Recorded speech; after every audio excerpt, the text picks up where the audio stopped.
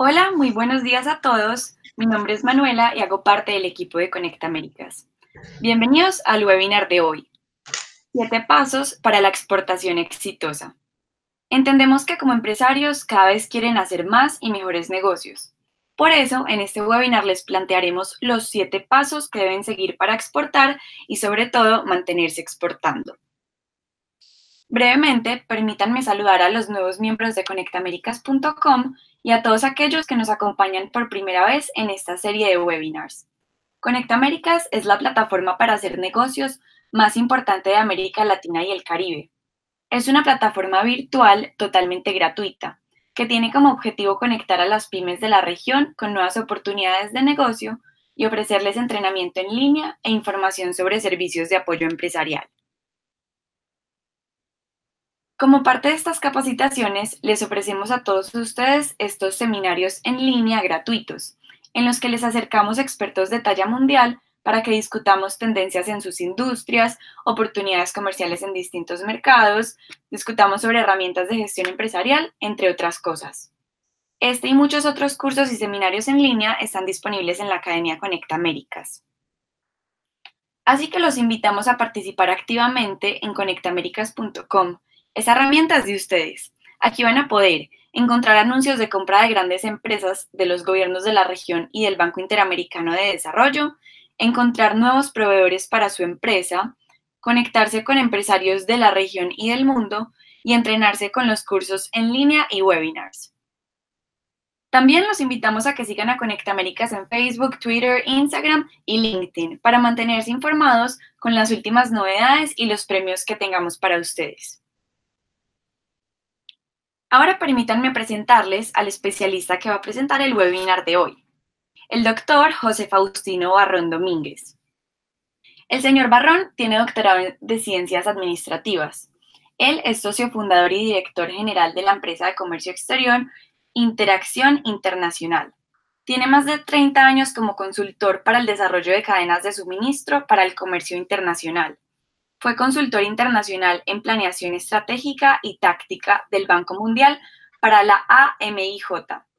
Es creador, expositor y conferencista de múltiples herramientas de consultoría y desarrollo empresarial. Autor del libro Planeación con aterrizaje forzoso, que expone el método de aterrizaje forzoso y la plataforma en la web del sistema aterrizaje forzoso. Hacia el final de la presentación tendremos un espacio para resolver algunas de sus preguntas, así que los animamos a escribirlas en el panel de comentarios a su derecha.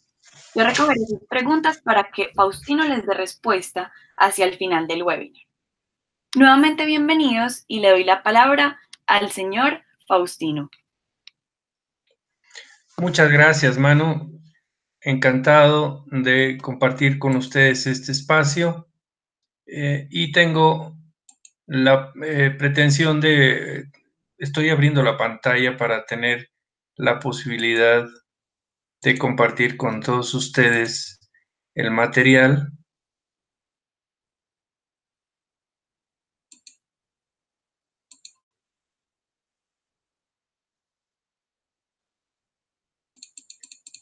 Ok, esta es la presentación. Tendremos la oportunidad de platicar durante esta sesión varias cosas. En realidad, trabajaremos sobre varios elementos que son importantes entender durante nuestro proceso evolutivo de comercio exterior. En la realidad de la competencia globalizadora, ya varios organismos internacionales han puesto en evidencia la necesidad de entender cómo se compite, porque parecería que ingenuamente es muy simple exportar y ganar los mercados y competir abiertamente.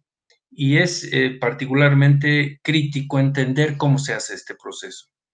Ya de hecho la UNCTAD en la competencia mundial ha caracterizado que esta competencia globalizada está literalmente llevándose a cabo por medio de transnacionales que son conocidas como sistemas internacionales de producción integrada y no entre empresas individuales.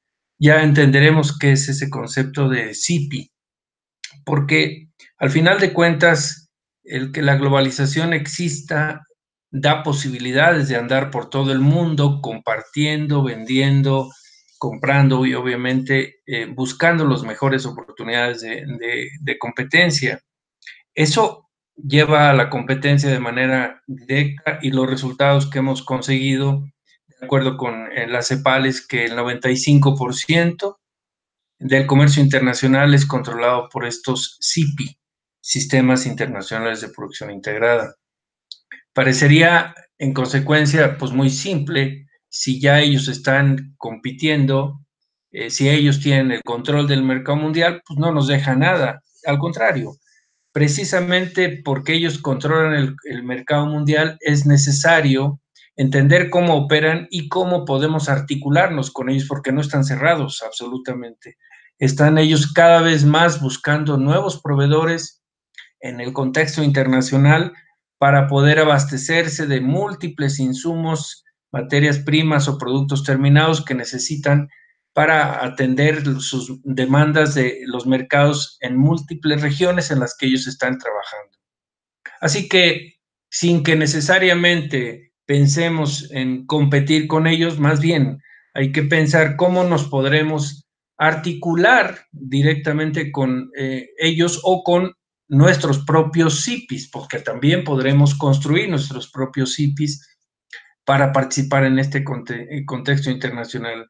De hecho, el que sean sistemas internacionales de producción integrada, más que manifestar una limitante, manifiesta el camino idóneo para lograr competir en los contextos internacionales. Esto nos permite entender que este modelo de sistemas internacionales de producción integrada, que se ha reproducido por los últimos 30 años prácticamente, está teniendo mucho éxito gracias a que tiene particular atención en un concepto que vamos a trabajar a lo largo de esta sesión con detalle y que se llama eficiencia operacional. De hecho, en la lógica de su operación, todos estos sistemas internacionales de producción integrada han logrado articular muy eficientemente a todos los eslabones que forman parte de su cadena global de valor a través del insumo o del mecanismo, de la estrategia de evaluar eficientemente el desempeño de cada uno de estos eslabones. Cuando esto se logra, el proceso evolutivo se consigue. Hago un pequeño paréntesis para darles un antecedente. En la época de la Guerra Fría, que concluyó en los 89 con el símbolo más representativo que es la caída del muro de Berlín, en toda esta época de Guerra Fría, la preocupación de todas las empresas era garantizar la seguridad del abastecimiento. Y por eso buscaban articularse eficientemente, pero por medio de propiedad. Ellos querían, si querían producir algún artículo, cualquiera que este fuera, pues ponían fábricas de todos los insumos que necesitaban para garantizar la fabricación o la producción de ese artículo. ¿Por qué? Porque no había garantía de los abastecimientos internacionales dada la precaria paz en la que se encontraba el mundo. A partir de los 90, literalmente, el mundo cambia, se globaliza de manera formal y empieza el proceso de migración de los métodos y de las formas administrativas que las organizaciones en el mundo, que las empresas en el mundo entienden que deben cambiar. Uno de ellos es, en particular, yo ya no debo ser propietario de todo, porque es muy ineficiente. La integración vertical requiere una altísima garantía de solvencia económica y, por supuesto, de control en todos los ámbitos. Y es muy compleja. Se logra a través de grandes bloques internacionales que son los que ahora platicaremos cómo se consigue articular. Pero en términos prácticos, las empresas tuvieron que empezar a comprar cada vez más a productores independientes, a empresas que no eran propiedad de ellos, sino que eran proveedores estandarizados, que tenían calidad, que tenían buenos precios y que la globalización les permitía obviamente comprar en cualquier parte del mundo. Esto requirió que las empresas aprendieran a administrar a los proveedores. Esta nueva característica de administración exigió que descubrieran mecanismos para controlar la eficiencia de sus proveedores. Y por eso crecen las herramientas de eficiencia operacional en las cadenas de valor a nivel mundial.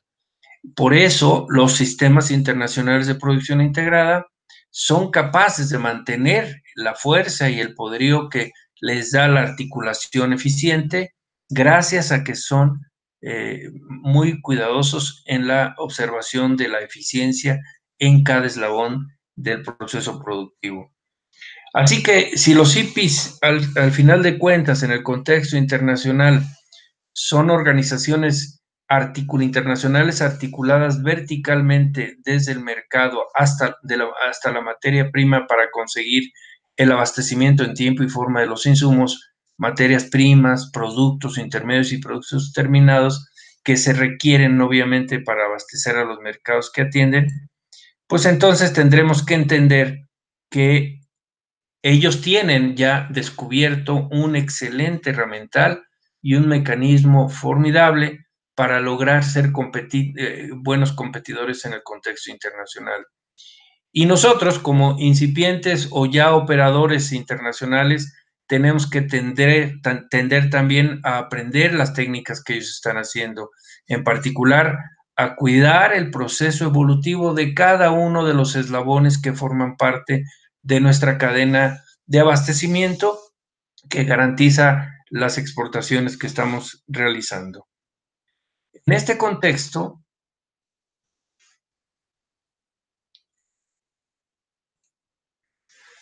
hay una cantidad enorme de ejemplos que ustedes podrían revisar en sus propios países de cuáles son las empresas que están ya integradas y que están posicionadas en sus propios países, garantizando los abastecimientos oportunos. En la agroindustria, que es uno de los sectores más atractivos para Latinoamérica, hay algunos ejemplos como los que aquí aparecen, pero no lo son todos, obviamente, hay muchos más que están presentes y que pueden ser, por supuesto, enormemente interesantes. En el caso concreto, la eficiencia operacional ha influido de manera puntual en las operaciones mundiales gracias a que es capaz de asociarse con los diferentes eslabones que forman parte de su cadena, las cadenas de transporte, las cadenas de comercialización, las cadenas de publicidad, los esquemas adecuados de tramitación aduanera, etcétera, etcétera. Son diferentes actores, múltiples actores que están interviniendo simplemente para hacer llegar un producto desde el país de origen hasta al país de mercado de consumo final. Y este proceso también está funcionando a lo largo del contexto internacional gracias a los grupos o bloques comerciales que ya se están moviendo en el mundo. Es muy difícil andar corriendo con mercaderías por todo el mundo a distancias enormemente largas, cuando los costos de flete son dificultosos y por supuesto tardados o muy caros si es que los queremos hacer en avión. Así que las regiones, digamos, de bloqueos comerciales o de grupos o de acuerdos comerciales que hay en el contexto internacional han servido de manera puntual para lograr todavía mayor eficiencia en este proceso. Y entonces tenemos organizaciones que en el mundo ubican regiones concretamente para abastecer de ahí a toda una zona, a todo un continente, y obviamente les da mucha mayor fluidez el proceso de control y de seguimiento a todas las operaciones que tienen. Bajo este contexto, hay una tendencia pues muy clara en el proceso exportador, que es cuidar la eficiencia operacional de toda la cadena de valor. Y parecería que es de perogrullo, y probablemente lo es, si entendemos que tenemos que cuidar nuestras áreas, nuestras secciones, nuestros departamentos, nuestras proveedurías en el contexto de la región en la que nos encontramos, pero con mucha frecuencia siguiendo la política o las modelos de administración antiguos, no le prestamos la atención adecuada al proveedor, aunque sí nos quejamos de él, aunque sí nos quejamos del empaque y sí nos quejamos que no nos dio en tiempo, que nos trajo un producto más caro, que llegó inadecuadamente, y eso con cierta frecuencia nos hace quedar mal en nuestros procesos de exportación o retrasarlos o tener que improvisar situaciones que no son las más adecuadas. Así que es interesante pues entender que si esta tendencia en la gestión de exportación, como es la eficiencia operacional de la cadena de valor, ha tenido éxito, pues veamos por qué ha tenido éxito con los CIPIs, con las empresas que ya lo están utilizando de manera consistente y, al seguir, obviamente, la eficiencia operacional de toda su cadena de valor. ¿Qué hacen ellos? En el contexto internacional se ven dos grandes, digamos, niveles de operación. Digamos que la eficiencia operacional se logra gracias a un primer nivel, que es el nivel corporativo, donde se evalúa consistentemente el desempeño de cada uno de los eslabones que forman la cadena exportadora, pero que son empresas independientes. Insisto, transporte, agentes aduanales, proveedores de empaque, proveedores de insumos o de partes que necesitamos para la exportación. Esta es la parte que tradicionalmente se ha atendido a través de los departamentos de compras en cualquier organización. Sin embargo, los departamentos de compras cada vez más hacen agua, tienen grandes dificultades para cuidar esto porque ellos son compradores, no son desarrolladores de proveedores. Y cuando un proveedor llega mal o entrega mal o la calidad no es adecuada, el comprador tiene pocas habilidades para hacer este proceso. Desde luego manda a hacer auditorías y lo demás, pero el trabajo no es el desarrollo, no es el evaluar y hacer auditorías, sino el desarrollar al proveedor una vez que la auditoría ha puesto en evidencia las falencias o los problemas en los cuales se ha incurrido.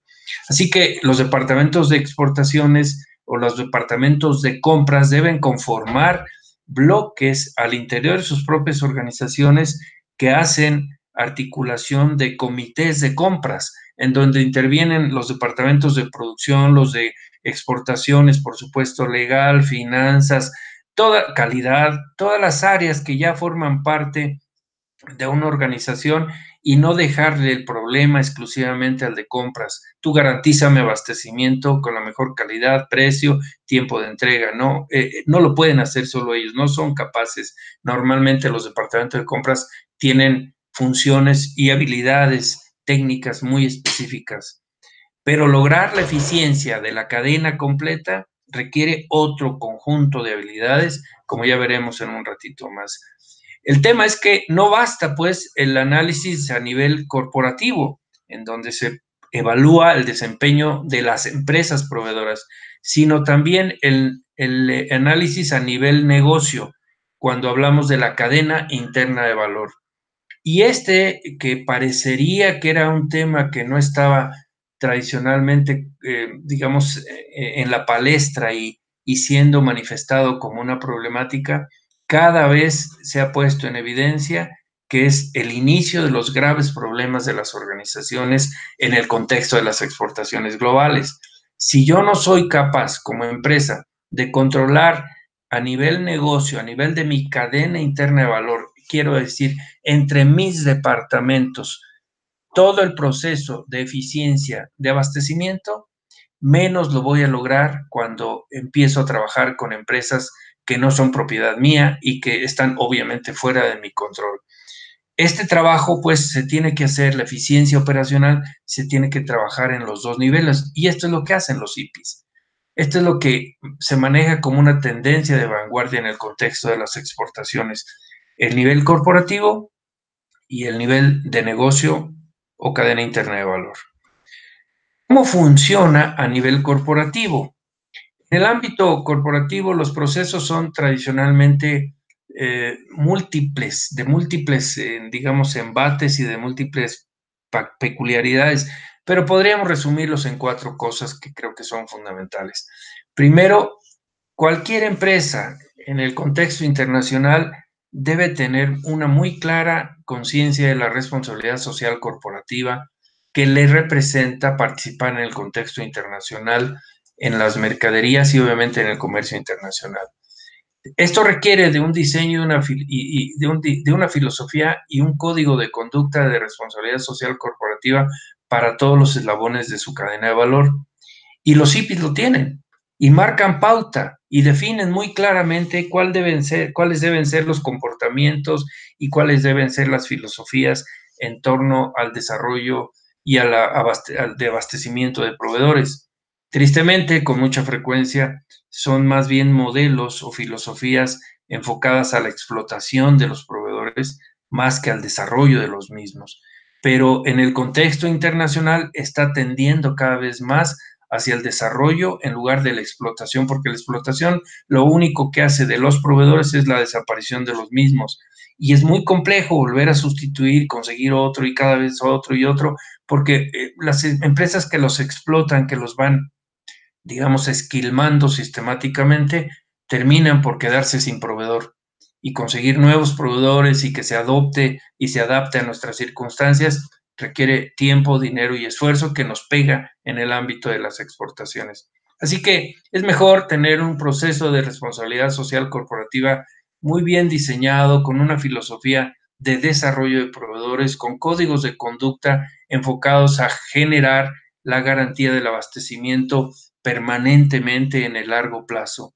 Y aquí uno de los ejemplos internacionales más grandes es sin duda Toyota, que en el contexto internacional pues es uno de los proveedores más grandes de automóviles y que tiene particular atención al diseño de modelos de desarrollo de sus proveedores en el más simple detalle de todos los procesos de abastecimiento.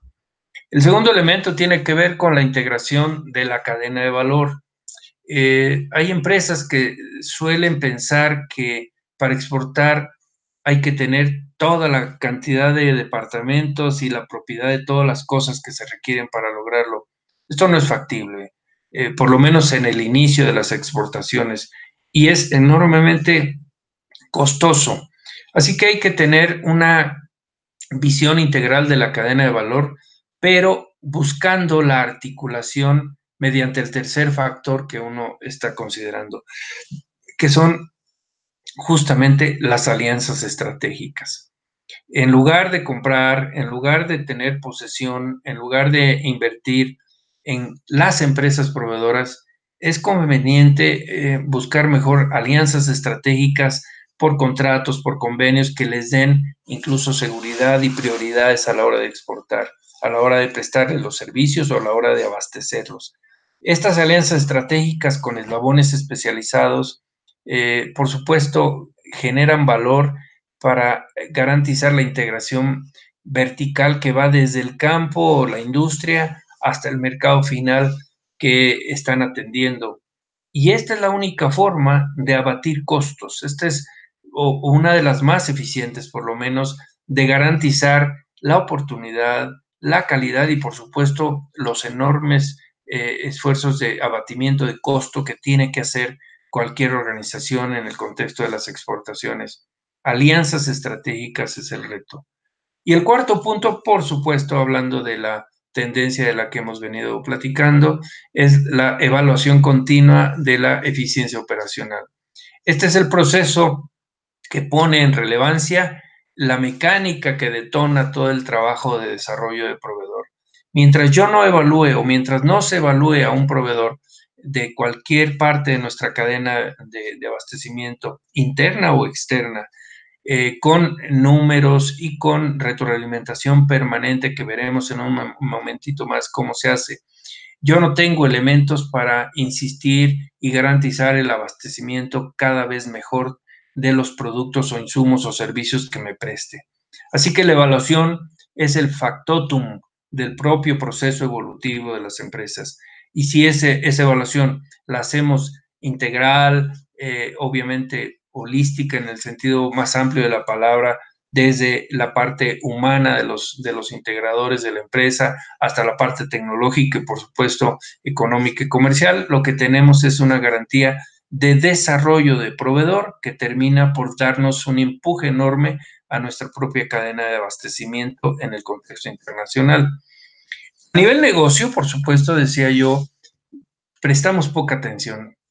A veces pensamos que en el contexto local, pues yo lo controlo, no somos capaces de controlarlos internamente, pero hemos observado enormes dificultades en el ámbito de nuestra querida Latinoamérica porque el proceso termina por ser poco profesional en términos de formalización.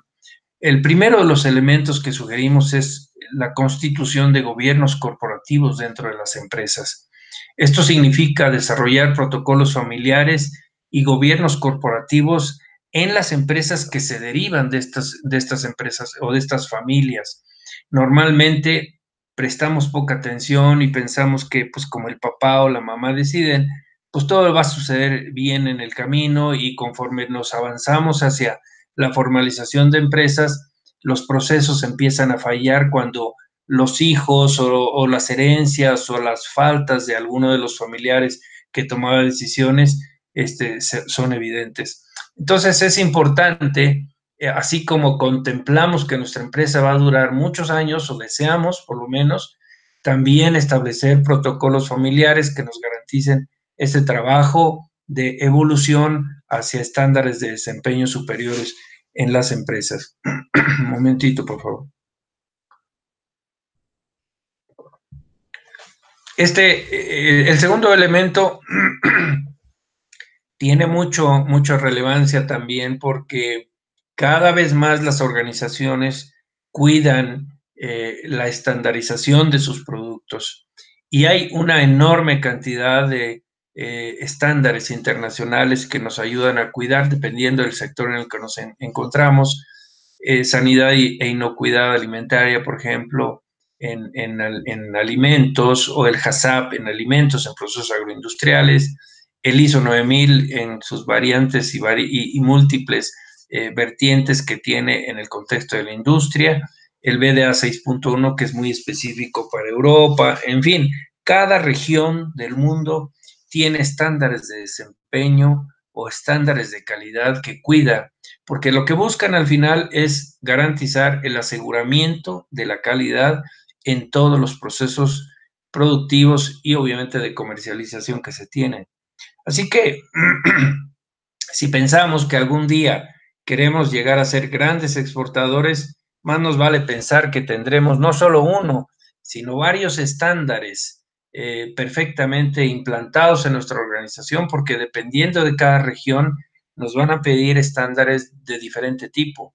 Y por eso es tan importante que tengamos considerados que estos departamentos de exportaciones o de compras ya no son departamentos, sino son grupos de departamentos que nos garantizan, comités de compras que nos garantizan el abastecimiento porque tenemos todas las potencialidades dados los estándares que manejamos.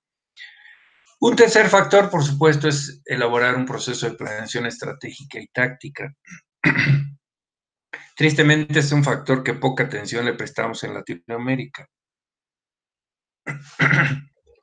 Y no lo digo yo, de acuerdo con lo que hemos observado y además con estudios muy serios de Hofstede, que hace investigaciones sobre las características culturales de diferentes países en el contexto mundial, pone en evidencia que a los latinoamericanos no nos gusta visualizar el futuro con mucha atención. Más bien nos gusta vivir el presente y regodearnos en el pasado. Pero pensar en el futuro nos significa como que cierta dificultad cultural, ni siquiera tiene que ver con el tamaño de la empresa, somos los pueblos los que pensamos así. Así que cuando se piensa en exportaciones no hay otra que tener muy claras las diferentes etapas evolutivas por las que vamos a pasar y obviamente hacer ejercicios de planeación estratégica y táctica. La estrategia que tiene que ver con varios años, de 3 a 5 por lo menos, y la táctica de un año, que nos aseguran todo lo que vamos a hacer, que no se nos pasan las cosas que son indispensables y que podemos garantizar el cumplimiento de cada una de ellas a lo largo de la empresa y de nuestra cadena de proveeduría o de abastecimiento global. El cuarto elemento que consideramos regularmente es la institucionalización empresarial. Y ahí estamos hablando de formalización y de profesionalización de todo el personal que forma parte de nuestras empresas como una condición sine qua non para que en el futuro, obviamente, las organizaciones puedan crecer. Y el quinto elemento, por supuesto, igual que en el caso de la cadena externa de valor, es la evaluación continua. Y las experiencias vividas en este ámbito ponen en evidencia la enorme ventaja que se da cuando alguien tiene la evaluación continua de los departamentos entre sí. Generalmente nuestros departamentos funcionan como islas, aislados, separados, independientes, incluso con KPIs perfectamente muy claros, pero que incluso se contradicen con los de los demás. Así que cada quien va por su carril como si fueran competidores independientes en lugar de articularse como una cadena perfectamente armónica que se complementa y que se enriquece a la hora de satisfacer las necesidades de los mercados. Por eso es tan importante la evaluación. Cuando logramos la evaluación, lo que conseguimos es que cada par de eslabones o cada eslabón cliente y proveedor al interior de la cadena de valor de la empresa se retroalimente no solo con números cuantitativamente hablando, sino cualitativamente se notifican las fallas, los errores, los problemas en los cuales se están incurriendo para darse la oportunidad de entrar en el proceso de desarrollo atendiéndolos, por supuesto, y en el siguiente abastecimiento mejorarlos consistentemente. Y esto ya lo hacen las empresas en el CIPI. ¿Qué es lo que nosotros proponemos en el contexto del proceso evolutivo de la exportación? Pues lo hacemos por generaciones también. Lo que nosotros proponemos son 5 niveles generacionales. Si ustedes lo observan en la parte izquierda, aparece desde generación 0, generación 1, generación 2, 3 y 4. Y el tiempo, tenemos por el otro lado en el tiempo, vemos las etapas de la curva evolutiva de las exportaciones, que en un momento más voy a explicar en qué consisten. Pero de entrada, lo primero que tenemos que considerar es no nos aboracemos en el proceso de exportación. Esto es un proceso de mediano y largo plazo. Tenemos que ir consolidando etapa por etapa para asegurar no tener que regresar en el futuro, porque luego suceden estas circunstancias. Empezamos muy animosos, con mucho entusiasmo, y ya vimos el mercado y vamos a entrar a exportar y estamos contentos porque ahora generamos divisas y ya conocimos otro país, etcétera, pero de repente se nos cae la exportación como una curva fallida porque no tuvimos el aprendizaje adecuado en nuestras exportaciones. Esto es muy común y es particularmente desanimador de muchos empresarios porque luego entienden o piensan que las exportaciones son solo para grandes corporaciones. Y no, es perfectamente factible.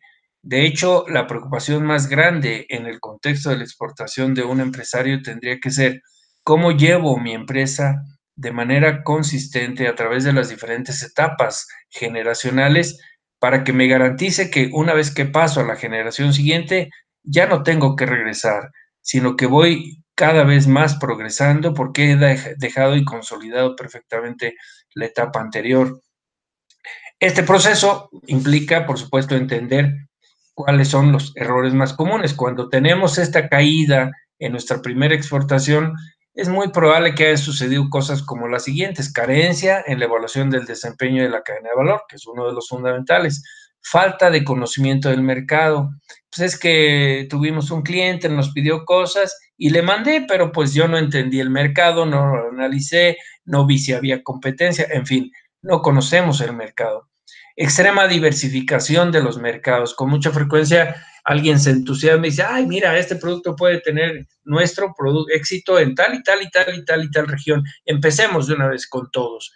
Parecería que es enormemente simple ese proceso, pero no, cada estudio, cada mercado es un mercado que requiere estudios concienzudos sobre la realidad para poder tener éxito.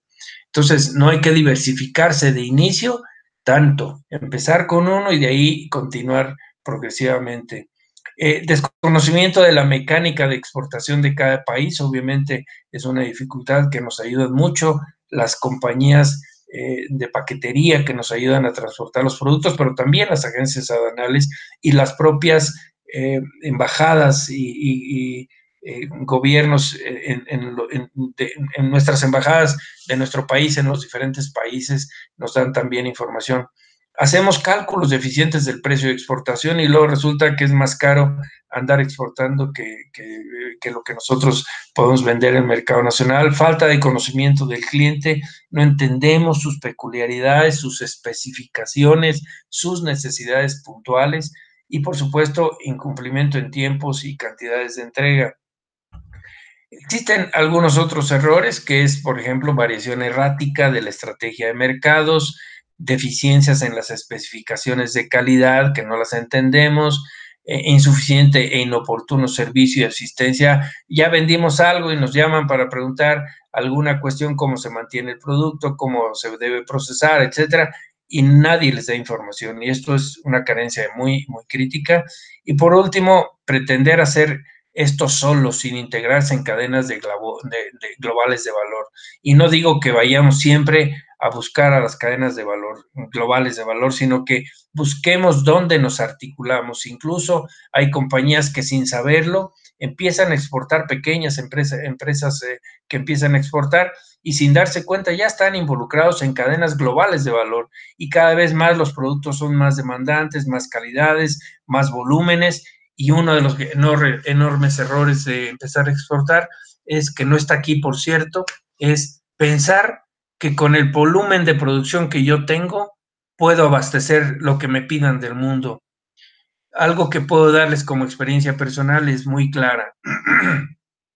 Si uno quiere exportar, más vale tener la capacidad de abastecimiento en cantidad, calidad y precio adecuado. Los mercados, cuando se tocan, se abren como las enormes oportunidades de mercado y es literalmente una avalancha de producto que te piden. Uno no puede con mucha frecuencia abastecerlos si no tienes la certidumbre de potenciales alianzas internas de abastecimiento con otros proveedores que hagan algo similar. Así que mi recomendación es: no toquen la puerta de los mercados internacionales si no tienen certidumbre de un volumen progresivo creciente de abastecimiento. Veamos la siguiente diapositiva. Ahora sí, vamos a entender qué es esto del éxito empresarial y cómo es que impacta en el contexto de las exportaciones. Si entendemos que la capacidad de una empresa de satisfacer las expectativas de sus clientes es el éxito empresarial, entonces podremos entender que la razón de existir como empresa no es directamente ganar el dinero. El dinero viene como consecuencia de esta satisfacción de las necesidades de los mercados. De hecho, me encanta una frase de los japoneses que es particularmente simbólica o representativa de esto que acabo de decir. Los japoneses dicen: las ganancias de la empresa son el premio que la sociedad te paga por satisfacerles sus necesidades. Y obviamente las ganancias llegan cuando uno está haciendo bien algo. Al revés, cuando uno se empeña en generar ganancias, en generar recursos, con mucha frecuencia mata a sus propios clientes porque ante cualquier reclamo uno les revira la responsabilidad al cliente. Y no, fue culpa de usted, yo no se lo pago, yo no le voy a reabastecer, etcétera, etcétera. Y hay que entender que esto es un proceso de largo plazo.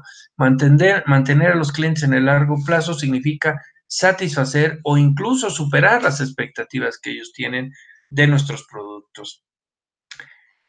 En el contexto internacional, por supuesto, en las exportaciones, es el éxito en las exportaciones, pues es la capacidad de una empresa de satisfacer o superar sus expectativas, pero de los clientes internacionales en el producto o servicio abastecido. Esto hace obviamente más complejo el proceso, porque si ya era complejo abastecer internamente, pues en el contexto internacional va a ser todavía más. Y para esto remito a lo que Porter decía desde 1987. Dos cosas se tienen que conseguir para ser una empresa exitosa: la estrategia y la eficiencia operacional. En la estrategia, pues vamos pasando de la estrategia hacia el modelo de negocio, y el modelo de negocio no es otra cosa que la cadena de valor. Así que cuando nosotros cuidamos la cadena de valor, estamos correctamente atendiendo la estrategia. Pero también se entiende por cadena interna de valor y que por cadena externa de valor. Un ejemplo muy rápido: de lácteos, por ejemplo, desde la leche hasta el propio queso, cuando ya termina todas las etapas que pasa ese proceso de obtención del queso, es una cadena interna de valor. Es una cadena externa de valor, pues las empresas que se encargan de hacer diferentes funciones en el ámbito de un proceso de transformación porcícola. Por ejemplo, uno cría los cerdos, otro los engorda, otros realizan el sacrificio, que son los rastros TIF, por ejemplo, los obradores, que son los que transforman, cortan la carne en las partes, en los cortes adecuados, y por supuesto también mandan hacia la fabricación de embutidos. Esto es una cadena externa de valor.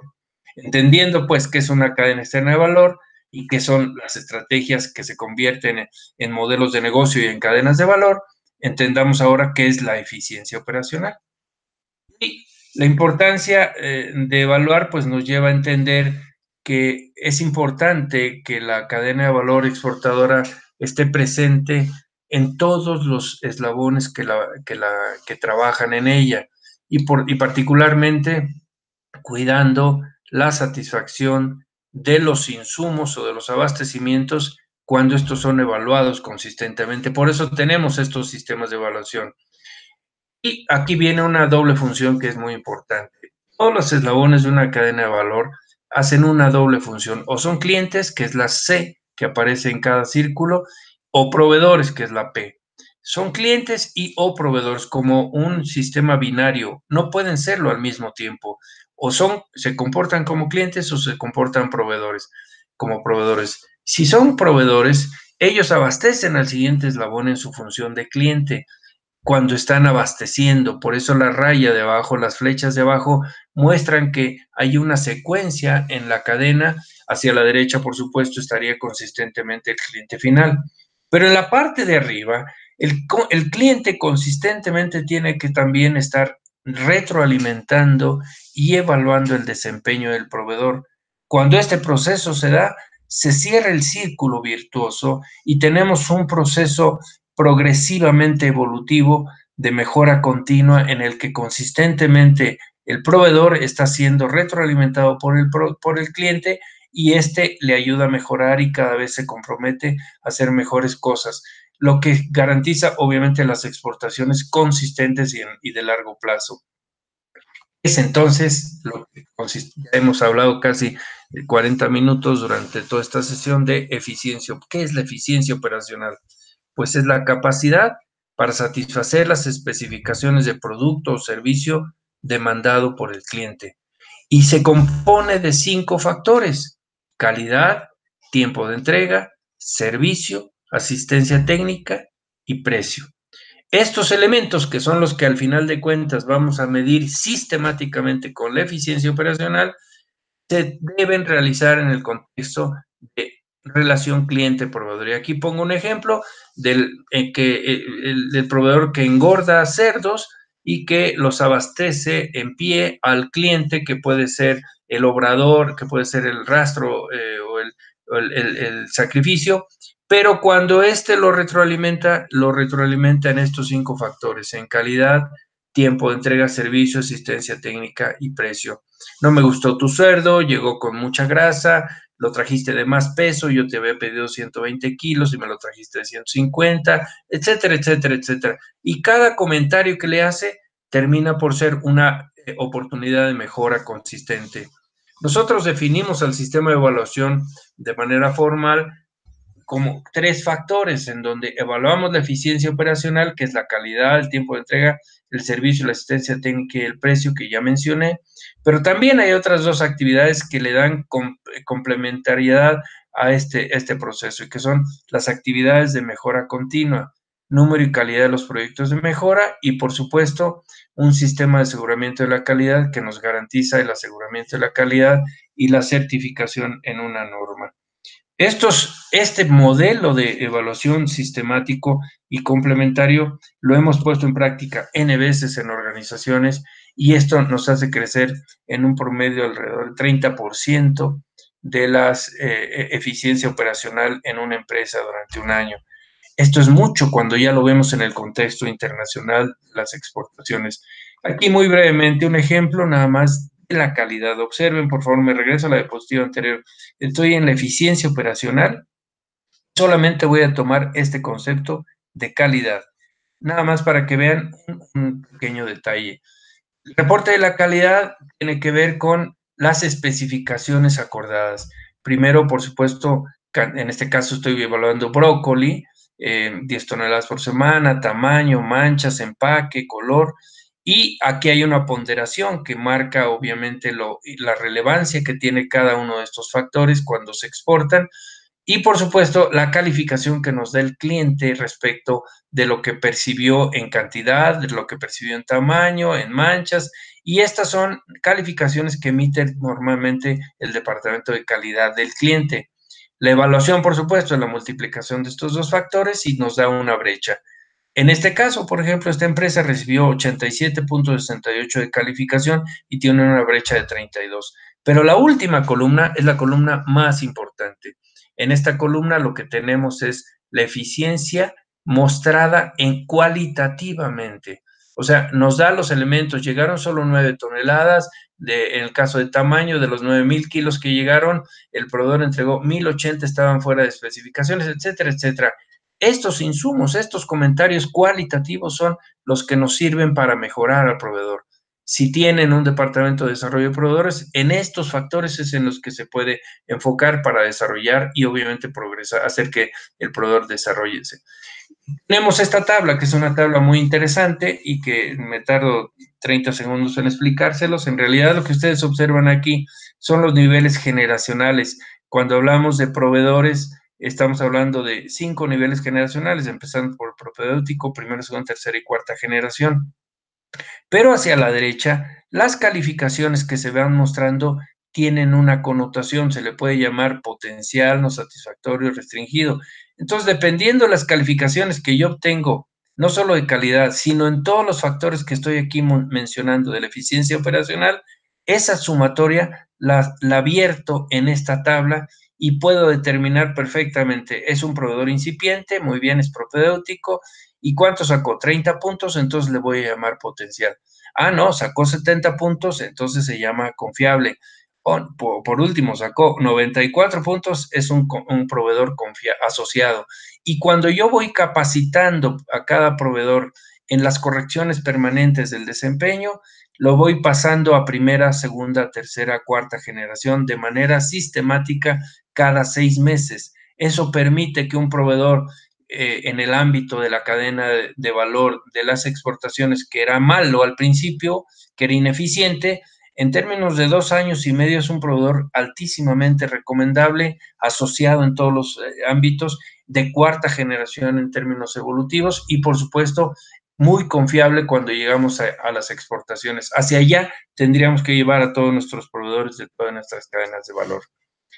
Ya casi concluimos. Simplemente recordar que la mejora continua es un factor que nos va a ayudar consistentemente en este proceso. ¿Y cómo se define la mejora continua? Pues cambios pequeños, graduales, progresivos y constantes en todos los eslabones de la cadena de valor exportadora. Si estamos propiciando eso, lo que logramos ahora sí es entender las 7 etapas para el éxito exportador. ¿Cuáles son estas 7 etapas?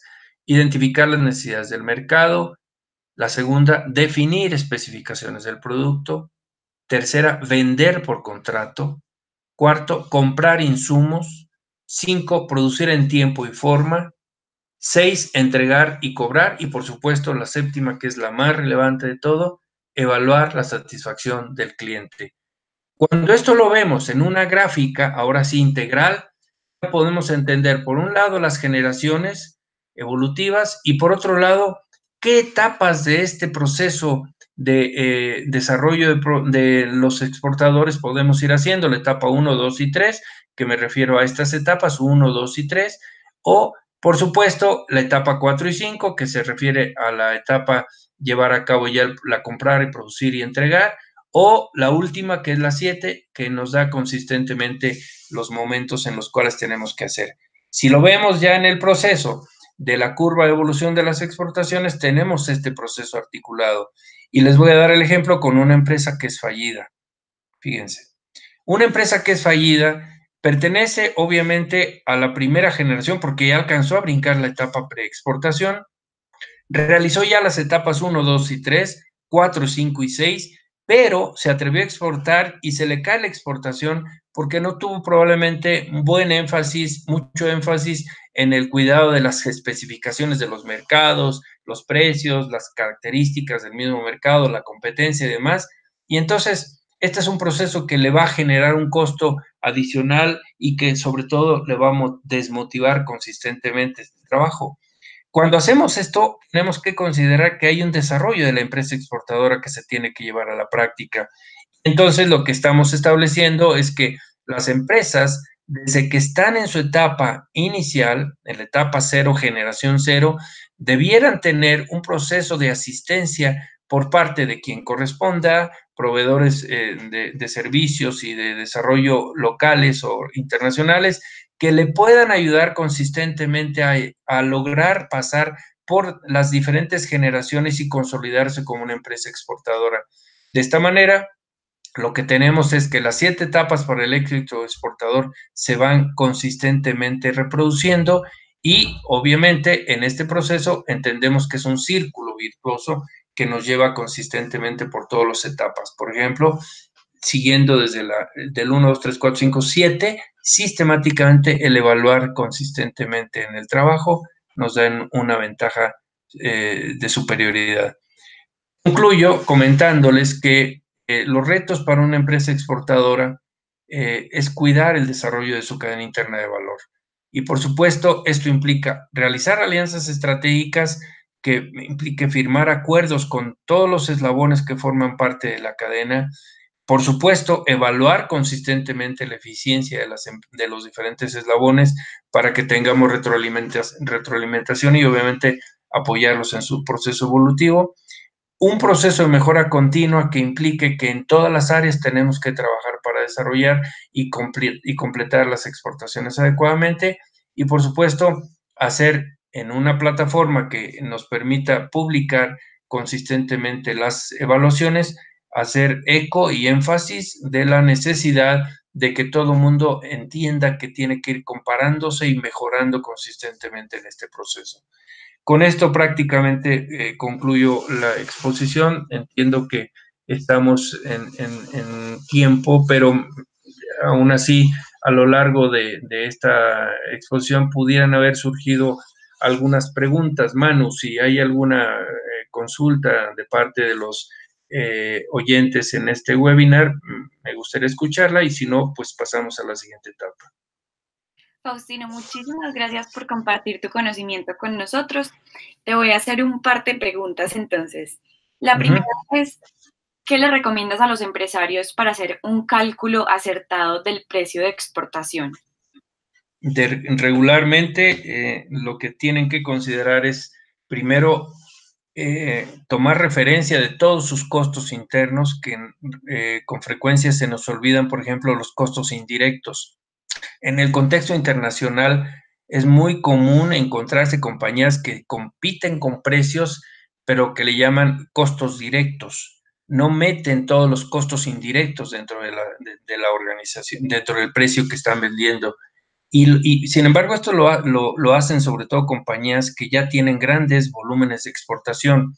Yo lo que recomiendo es en los pequeños no hagan eso porque lo que terminan por obviar o no meter en su costo de exportación son aquellos costos que son indirectos, mano de obra indirecta, materiales indirectos, depreciaciones, amortizaciones, toda una serie de cosas que no hacen factible su recuperación y que por consecuencia, si logramos mantener la exportación consistentemente, nos va a costar trabajo recuperar algún día.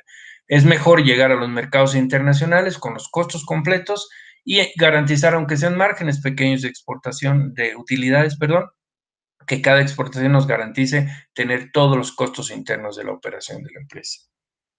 ¿Ok? Muchas gracias. Pasamos a la segunda pregunta y es, ¿qué estrategias le recomendarías a una pyme para entender cuáles son las necesidades de sus clientes? Si muchos se están preguntando si la mejor estrategia es de pronto contratar a una empresa consultora, pero hay otros que comentan que tal vez como es una empresa más pequeña no tienen la capacidad monetaria para hacerlo. Sí, de hecho ese es un problema consistente para muchas pequeñas empresas. Yo la recomendación más práctica que hago es, ahora el Internet es una fuente de información increíblemente grande. Eh, Utilicen primero, por supuesto, el Internet para conocer el mercado y las peculiaridades de las necesidades de los clientes en cada región que quieren ir. No es lo mismo consultar con amigos y conocidos que averiguar cómo están los mercados, cuántos competidores existen en ese país, qué tipo de productos y empaques se utilizan. Vamos, mucha de esa información uno le pone en Internet, básicamente en la web, qué es lo que quiere conseguir y te vienen, perdón, una cantidad enorme de respuestas, incluso te conectan con estudios de mercado que ya hubieran realizado en ese país algunos otros competidores y que se atrevieron a publicar. Otra fuente de información muy útil son, por supuesto, las embajadas de nuestro propio país. Las embajadas tienen áreas comerciales que tienen esa responsabilidad de apoyar a sus connacionales en el proceso de búsqueda de información local, canales de comercialización, especificaciones de los productos, usos y costumbres de hábitos de compra. Por ejemplo, en lugar de vender fresas en 5 kilos, cajas de 5 kilos, hombre, te las van a comprar más bien en una libra o medio kilo, porque así son, las familias son pequeñas y es mucho más fácil compartir este tipo de volúmenes. En fin, esa información te lo puede dar también las embajadas. Otra fuente de información son organismos internacionales que tienen ya obviamente muchos datos que están en los contextos internacionales y que están ahí en la web y que te pueden dar información muy útil.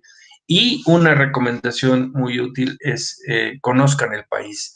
Si se atreven a dedicarse a la exportación, vale la pena considerar una inversión importante, viajar al país, obviamente, de destino, para conocer cómo se distribuyen los productos, cómo se venden, cómo son sus presentaciones, a qué precio se venden, etcétera, porque no hay mejor información que la que tú eventualmente viviendo en corto. Si no puedes viajar, tienes todas las fuentes indirectas que te pueden ser muy útiles y que por supuesto están a la mano de un clic en una computadora. ¿Ok?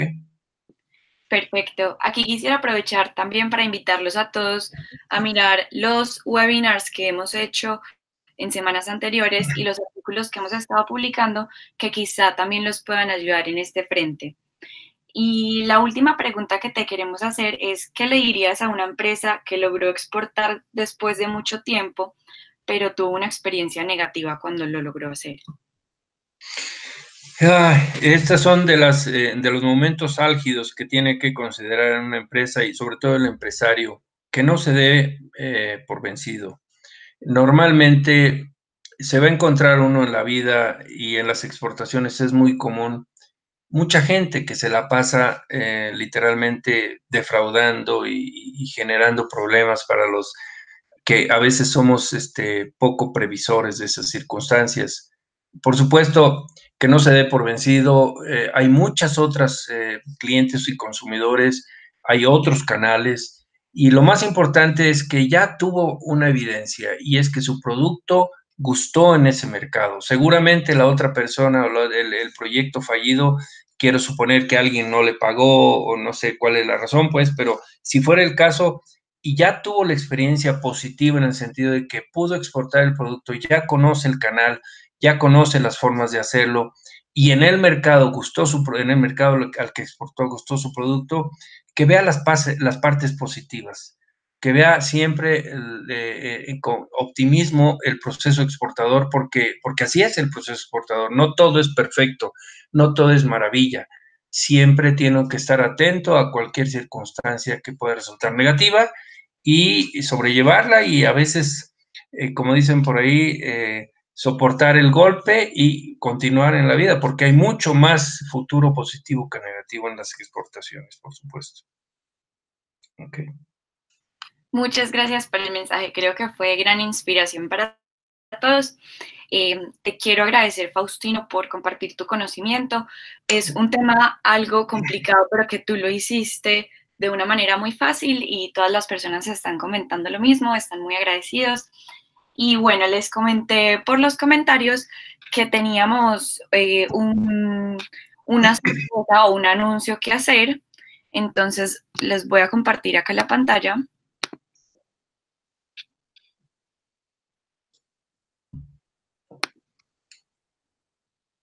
Bueno, este webinar fue coorganizado con DHL. DHL Ecuador busca apoyar a emprendedores a llevar sus negocios a cualquier parte del mundo a través de su experiencia en logística, con excelentes tiempos de tránsito, asesoría y precios competitivos. Entonces, los invito a que los sigan en redes sociales. Aquí puse Facebook e Instagram para que así sean los primeros en enterarse sobre el reto Exporta al Mundo 2019. En el reto Exporta al Mundo 2019 van a poder postular sus emprendimientos y participar por un gran premio que será anunciado más adelante también por las redes sociales de ellos y por las nuestras. Entonces, si desean más información sobre sus servicios, pueden contactarse a través de redes o en el teléfono que les estamos dejando acá. Muchísimas gracias a todos por estar conectados. Espero que esta información haya sido de utilidad para ustedes, que estén atentos a este reto que va a estar muy interesante y trae grandes oportunidades para ustedes como empresas que están buscando internacionalizarse, y nos vemos en el próximo webinar. Muchísimas gracias, Faustino, a ti también. Encantado nuevamente. Muchas gracias, Manu. Felicidades. Hasta luego. Hasta luego.